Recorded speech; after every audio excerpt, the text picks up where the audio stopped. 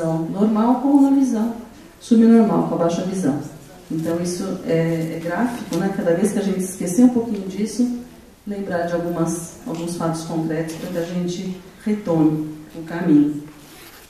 E aqui eu vou deixar uma mensagem, terminando, da dona Dorina Noil, que é a nossa fundadora, perdeu a visão aos 17 anos, viveu até os 91, fundou a instituição que faz 72 anos, teve uma vida toda dedicada à deficiência visual, tanto a cegueira como a baixa visão. Nossa instituição trabalha em prol da deficiência visual para todos, né? E essa frase eu gosto muito dela, essa fala da dona Dorina. A natureza é sábia. O rico potencial do ser humano procura suprir quaisquer perdas. É preciso enfrentá-las em toda a sua realidade. Muito difícil para uns, um pouco menos para outros, fácil para ninguém. Então, era uma pessoa... Oi? Por favor, lê de novo. Vou ler. Mais devagar, inclusive. A natureza é sábia. O rico potencial do ser humano procura suprir quaisquer perdas. É preciso enfrentá-las em toda a sua realidade. Muito difícil para uns, um pouco menos para outros, fácil para ninguém. Então era uma pessoa que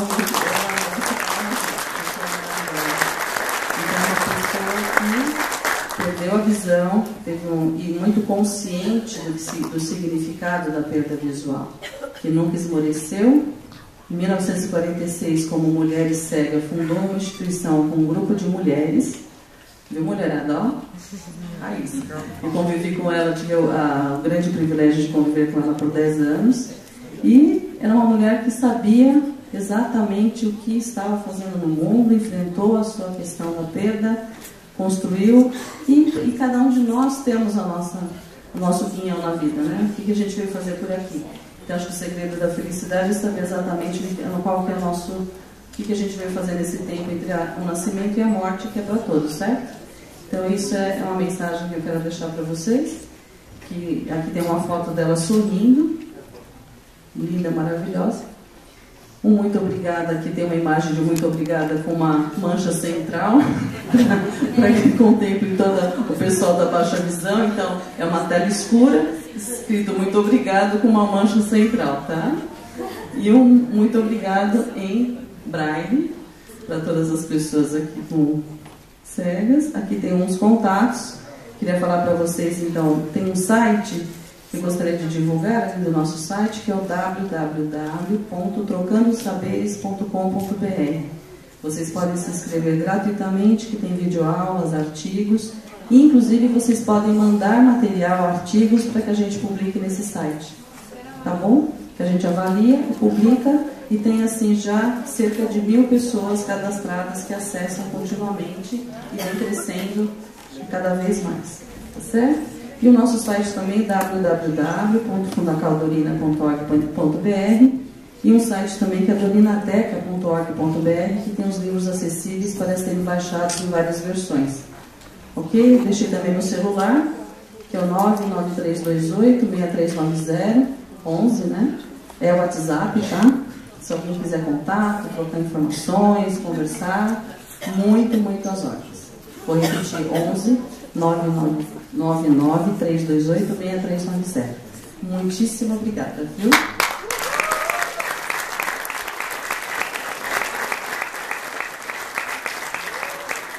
Valeu a pena a viagem, né, gente? Vim de São Paulo para cá, valeu a pena. Obrigada, Eliana.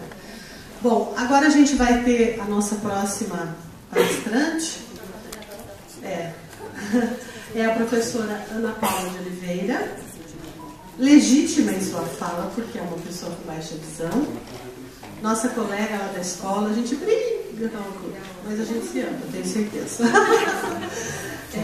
Estou muito feliz, Aninha, que você está aqui com a gente hoje falando, porque ontem no nosso curso foi muito interessante. Uma professora falou pra gente assim, cadê a professora, será que está aqui? Ela falou assim, ela está ali, né? Ela falou assim...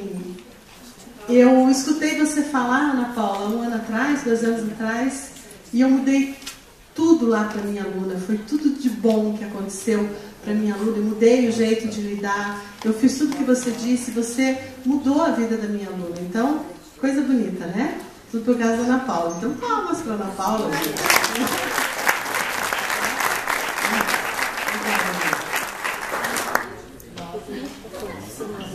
Boa tarde, gente. Boa tarde. Então, para quem não me conhece, né, eu sou Ana Paula, sou professora lá do IPC, já desde 2006. Eu tenho essa carinha assim, essa vozinha, mas já tenho 34 anos. E eu trabalho lá com apoio escolar dos adolescentes, trabalho com as crianças também, agora com menos crianças, mas trabalhei há algum tempo com algumas crianças em estimulação essencial. E eu sou pessoa com baixa visão, né, desde os meus 8 anos. Então eu vou falar assim, vou contar para vocês rapidinho como foi esse processo, né, para vocês, e provavelmente muitos vão se identificar com isso, né. Então eu até os 8 anos de idade eu enxergava normal. Então eu sentava na sala, em qualquer lugar, eu enxergava no quadro, eu tinha toda essa percepção visual. Um dia eu briguei com um coleguinha meu, porque eu sou briguenta até hoje, não aprendi, né. E eu briguei com ele, então eu sentava na segunda carteira, e a professora me pôs no fundo da sala. E quando ela me pôs no fundo da sala, eu olhei pro quadro e eu não conseguia enxergar o que estava lá.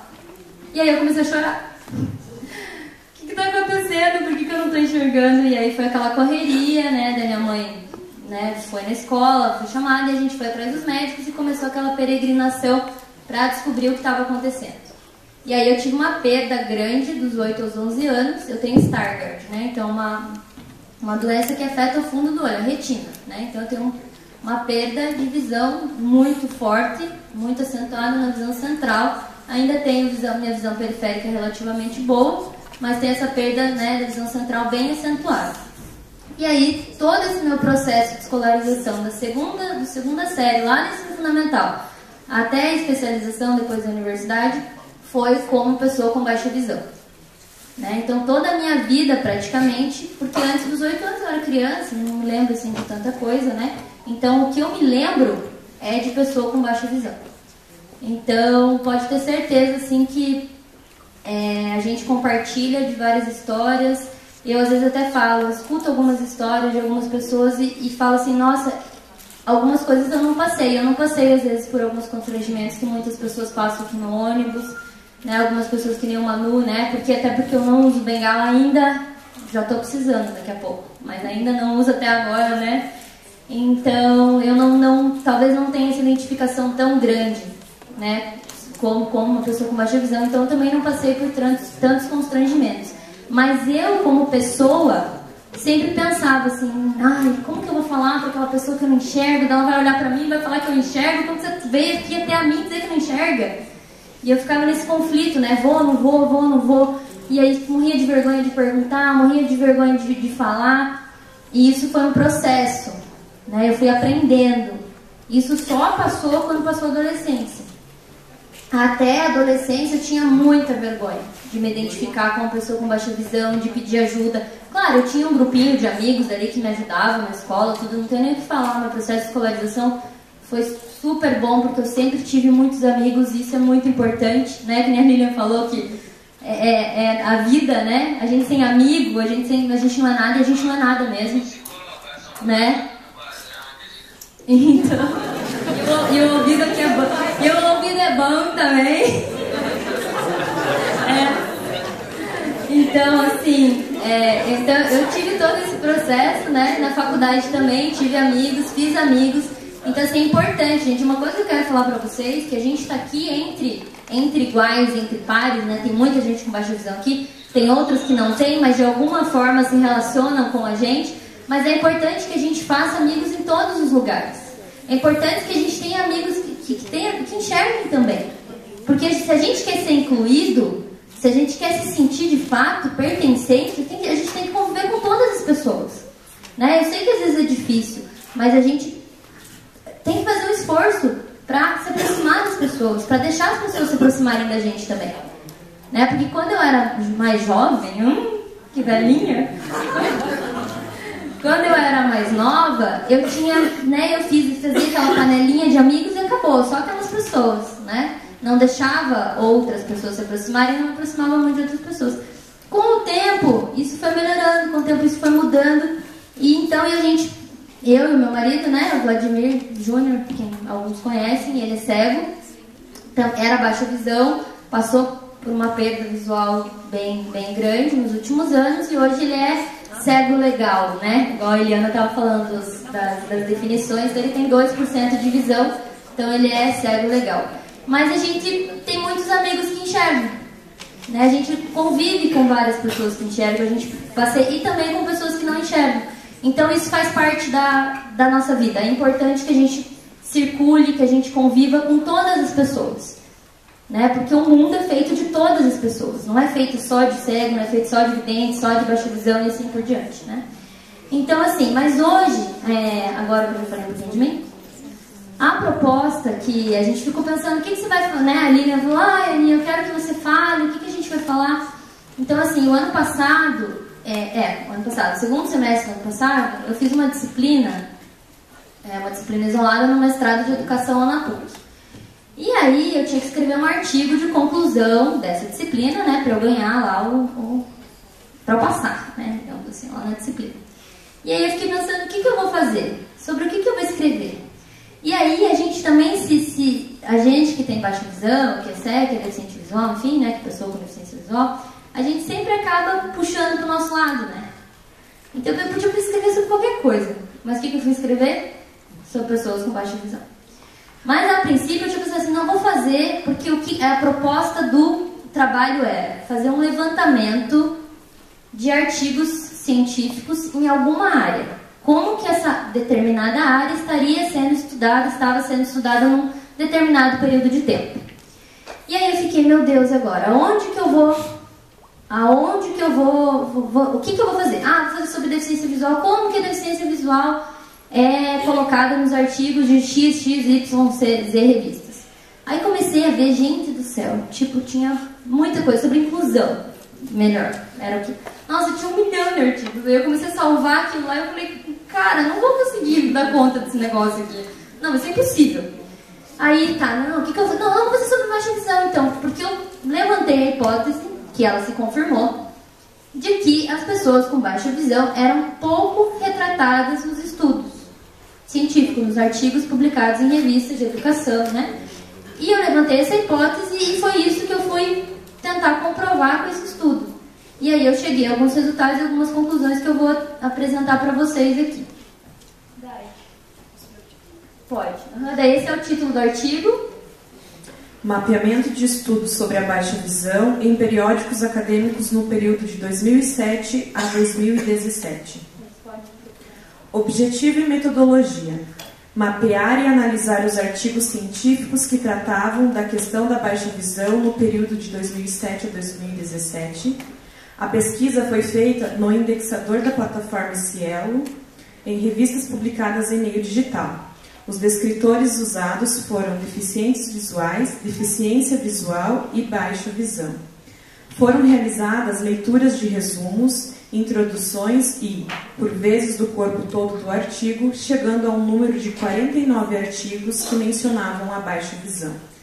Então, era assim que era para ser feito, né? Foi o que a professora nos ensinou, como fazer esse tipo de estudo. E aí, na verdade, eu ia fazer de 5 anos. Eu falei, eu vou fazer só de 5 anos, porque 10 anos é muito tempo, né? Só que aí não tinha quase nenhum. De 2012 a 2017. Eu falei, não, então eu vou ter que alargar esse tempo. Eu falei, não, então eu vou fazer dos últimos 10 anos. E aí eu achei esses, né, de 2007 a 2017, esses 49. Na verdade, eu excluí alguns. Eu excluí os que eram, porque daí tinha também, assim, só de oftalmológico, falando sobre patologia, muito focado para a questão médica, e não era isso o meu interesse, né? E excluí os em inglês também, né? Peguei os em português e cheguei a 49 artigos. Só que desses 49 eu ainda tive que fazer uma subcategorização. Gente, vocês não têm noção do que dá para fazer disso, trabalho disso. Meu Deus, eu nunca mais quero fazer um artigo desse. Porque dá muito trabalho. Não, e a questão assim, eu achei os descritores, né? Então eu coloquei lá deficiência visual, deficiente visual e baixa visão. Por que eu coloquei esses descritores? Aí a gente vai ter uma questão muito séria, que é o desconhecimento das pessoas sobre o que são, ou quem são as pessoas com deficiência visual. Então, lá nos títulos, tinha, pessoas com deficiência visual. Deficientes visuais. Como que eu ia saber se a pessoa era cega ou era baixa visão? Não tinha como eu saber. E aí eu entrava e lia o resumo. Não tinha como eu saber. Aí eu entrava e lia a introdução. Não tinha como eu saber. Eu tive que ler todos esses artigos. Li muito mais. Eu li uns 100 artigos. Achei lá baixa visão. Colocava lá, né? Baixa visão lá no Ctrl L lá. Aí achava. Eu tinha que ler todo o negócio lá para ver se era aquilo que eu queria. Então, assim, essa falta de conhecimento das pessoas sobre quem são as pessoas com baixa visão, com deficiência visual. Por quê? Porque acham que todo mundo é cego. E isso eu comprovei com isso. Então, nos títulos, tinha, não sei, 2 ou 3 artigos que já no título continham as palavras baixa visão. Então, isso demonstra esse desconhecimento da sociedade. Isso demonstra desconhecimento da academia. Porque para você publicar um artigo numa revista conceituada, você você tem que já ter estudado bastante, você tem que ter contato dentro da academia. Não é assim, eu chego lá, vou publicar numa revista importante. Eu, Ana Paula, se eu sou especialista, não consigo publicar.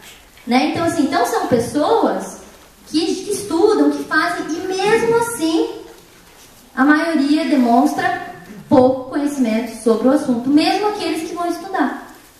Então a pessoa se dedicou a estudar aquilo, e mesmo assim ela não foi clara na forma de se expressar. Né? Então por isso que é tão importante a gente estar aqui hoje.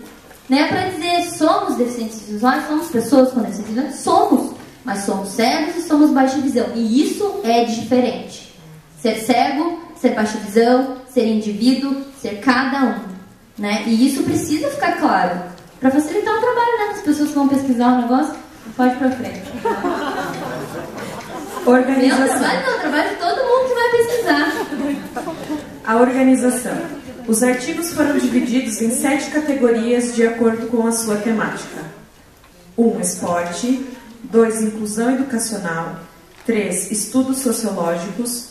4. Psicologia. 5. Saúde. 6. Trabalho. 7. Tecnologias assistivas.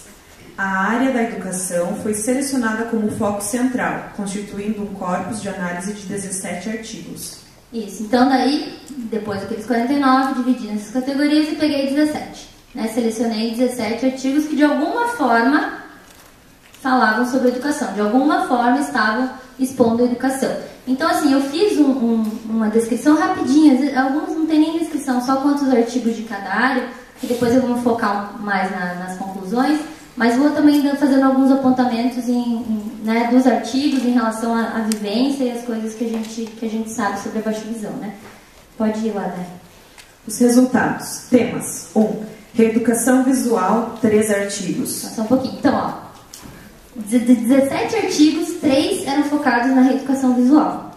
A reeducação visual, ela pode ter 2 enfoques, né? Ela pode ter... Na verdade, assim, ela sempre é focada para você estimular aquela visão ou para a pessoa aprender a utilizar melhor o resíduo visual que ela tem, certo? A grosso modo.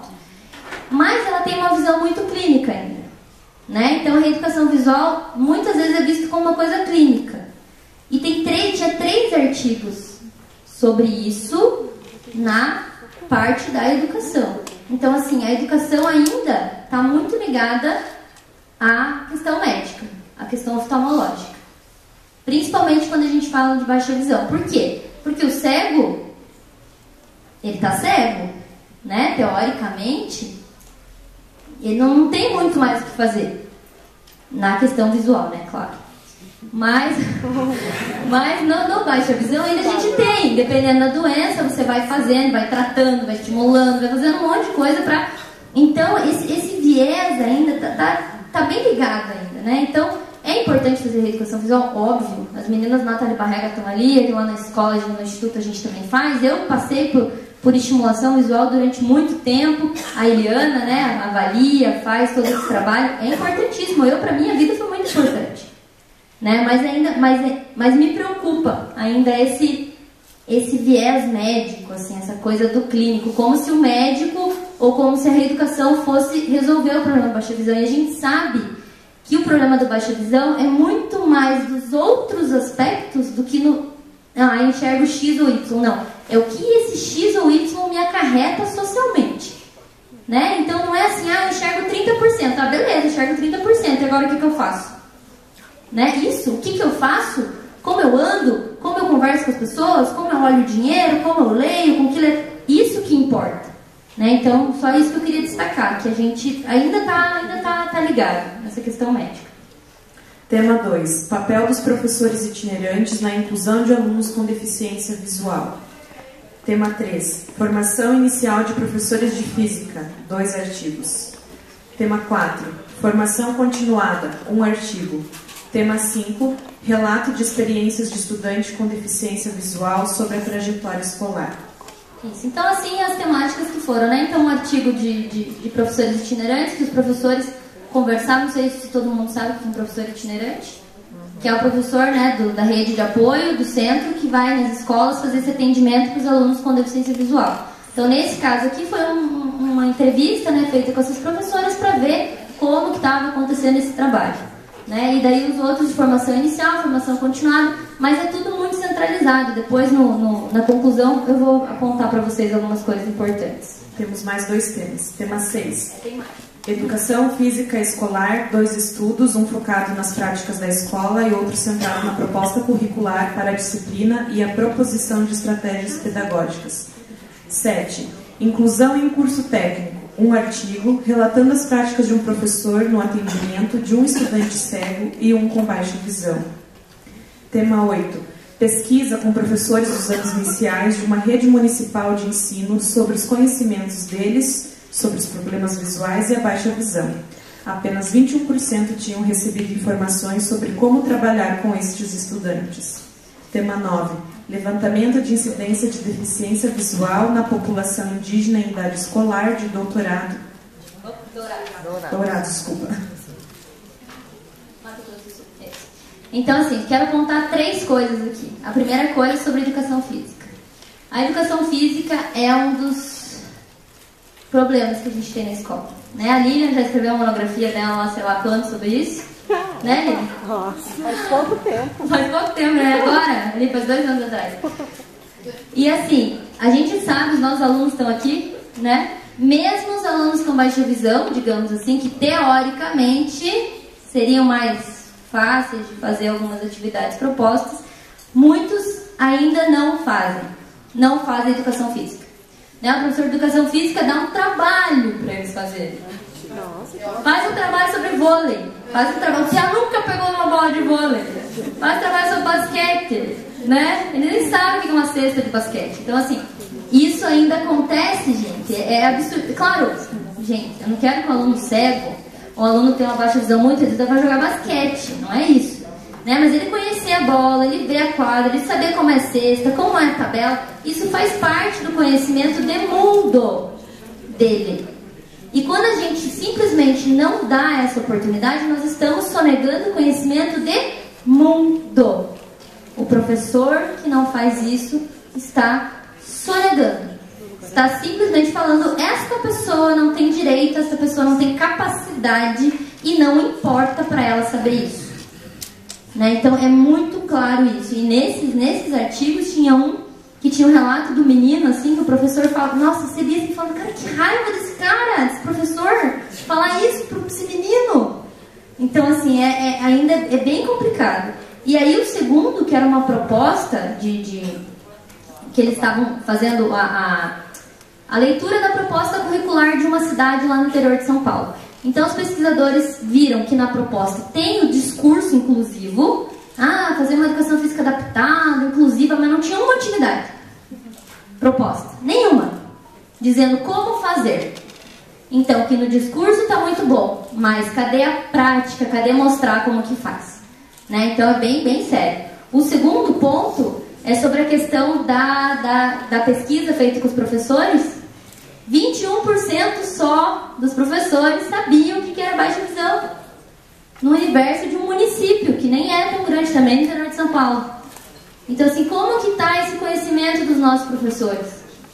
Como que está? né? Qual que é o nosso papel junto dessas pessoas também? Né? Então isso é uma coisa que a gente precisa refletir também. Né? Hoje, esse momento, nós estamos fazendo isso. Mas isso aqui não pode acabar aqui, hoje, agora. Isso aqui é daqui para frente e daqui para trás, porque a gente já fez bastante coisa também. Mas é daqui para frente, para a gente começar também. Professor, vem aqui, ó, vou explicar para você o que que é. Vamos ver o que que é, como que faz, como que trabalha. Porque, gente, 21% dos professores, a gente sabe que a população com baixa visão são muitos. Então, muitos estão sendo negligenciados dentro dessas escolas. Né? Então, nosso papel, eu enquanto professora, e eu vou falar aí por aí de vez em quando também, por que a gente vai falar? Você acha que é legal ficar aqui em cima falando? Não é, não, muito legal. Mas assim, dá meio nervosinho. Mas assim, a gente tem que falar, né? Porque esse é o nosso papel. E o terceiro ponto de destaque ali é sobre a pesquisa feita lá em Mato Grosso. Nós já somos um grupo minoritário, digamos assim, né? Dentro da população indígena, que é uma população menor ainda. Então eles foram lá, fizeram, claro, tiveram assistência das unidades de saúde, porque elas fizeram triagem em 6 mil crianças.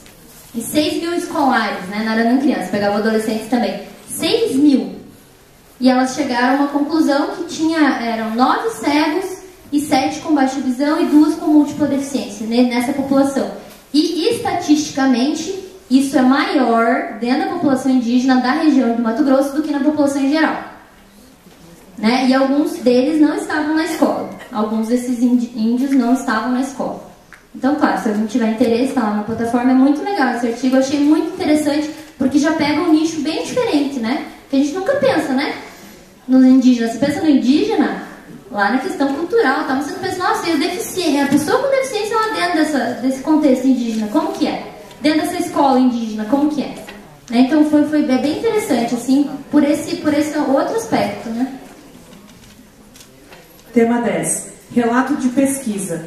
Foram aplicados questionários semi-estruturados a 19 escolares com baixa visão, a fim de levantar quais são as principais dificuldades e desafios enfrentados por eles no dia a dia.